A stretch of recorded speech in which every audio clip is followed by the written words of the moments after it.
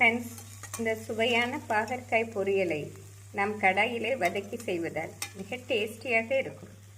Friends, நாம் பாகற்காய் பொரியல் செய்வதற்கு பாகற்காய் காம்பை எடுத்து பொடியாக நறுக்கி எடுத்து விடலாம்.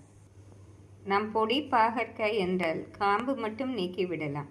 சற்று பெரிதாக இருந்தால் இரண்டாக நறுக்கி எடுத்து விடலாம்.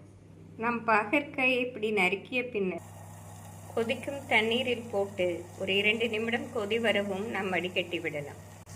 நாம் சிறிதளவு மஞ்சள் தூள், உப்பு சேர்த்து விடலாம். ஃப்ரெண்ட்ஸ், நாம் இப்படி பாகற்காயை கொதிக்க வைத்து வடிகட்டுவதால் கசப்புத்தன்மை சற்று குறைவாக தெரியும். நாம் 2 நிமிடம் கொதித்து வரவும் வடிகட்டி எடுத்து விடலாம். நாம் பாகற்காய் பொரியல் செய்வதற்கு 4 ஸ்பூன் நல்லெண்ணெய் ஊற்றி விடலாம்.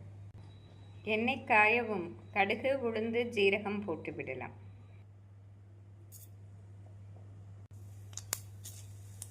கடுகு, ஜீரகம் பொரியவும் நாம் நறுக்கிய வெங்காயத்தை போட்டு விடலாம்.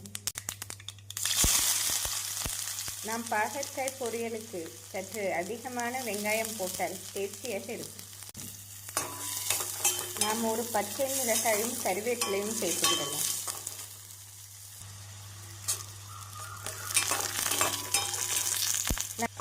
நாம் வெங்காயத்திற்கு தேவையான அளவு உப்பை சேர்த்து விடலாம். இந்த அளவு வெங்காயம் வதங்கவும் நாம் பாகற்காயை சேர்த்து விடலாம்.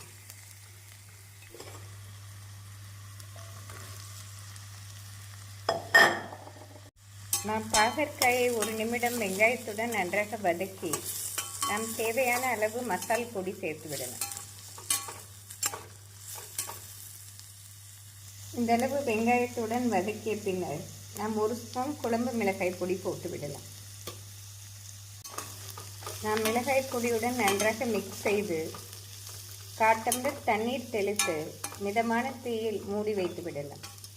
ஒரு 5 நிமிடம் நாம் வைத்து விடலாம். நாம் குறைவான தண்ணீரை ஊற்றினால் போதும். நாம் மூடி போட்டு மிதமான தீயில் 5 நிமிடம் வைத்து திறந்து விடலாம்.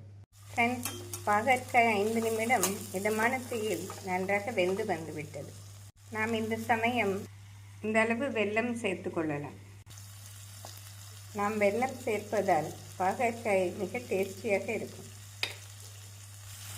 வெல்லம் நன்றாக பாகற்காயுடன் மிக்ஸ் ஆகவும் இந்த அளவு பாகற்காய் நன்றாக சுருண்டு வரும் வேளையில் நாம் அடுப்பை ஸ்விட்ச் ஆஃப் செய்து விடலாம். ஃப்ரெண்ட்ஸ், பாகற்காய் பொரியல் அருமையாக ரெடியாகிவிட்டது.